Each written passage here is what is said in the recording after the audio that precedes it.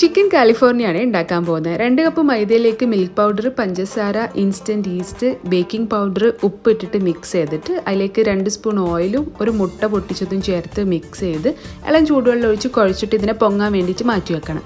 ഇനി ഞാൻ കുറച്ച് ചിക്കൻ ഫ്രൈ ചെയ്തെടുത്തിട്ടുണ്ട്. ഈ പാനിൽ 2 ഉള്ളിയും ഉപ്പും ചേർത്തിട്ട് വഴറ്റി ഷ്രെഡ് ചെയ്ത ചിക്കൻ ഇട്ടിട്ട് ഒന്ന് മിക്സ് ചെയ്തിട്ട് എടുക്കുക.